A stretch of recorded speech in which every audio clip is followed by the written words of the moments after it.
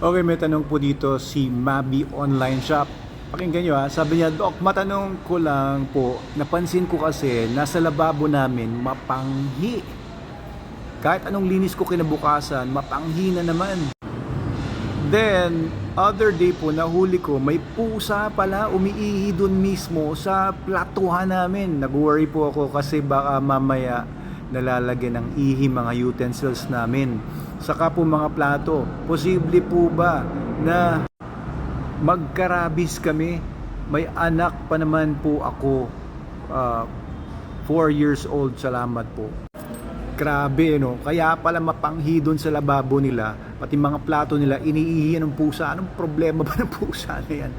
Oh guys, no? Pero ito, good news naman, Miss Maybe or Sir or Miss Maybe online, Mabi, yung urine, blood at saka tae, urine o ihi, dugo, ito wala dugo to, dumi, wala pong rabies yan, hindi po na-infect ng rabies yan. Laway po talaga ang nakakapaglabas ng rabies mula sa katawan ng isang aso o pusa or other warm-blooded animal na infected sa rabies. Kaya kahit inumin nyo po yung ng pusa na yon, ay hindi po kayo magkaka-rabies. Baka magka-leptospirosis po kayo o iba pang mga bacterial infections o viruses, pero rabies hindi po siya known to be shed. No, yan po yung sinasabi ng mga literature.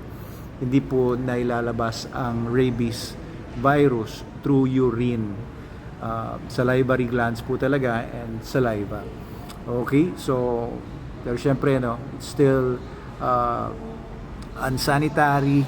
Huwag nyo na lang po palapitan sa pusa ninyo yung mga plato, or gawa nyo na lang po ng paraan na i-shield nyo yung lababo ninyo from those cats. Opo, kasi it's really unsanitary and hindi maganda.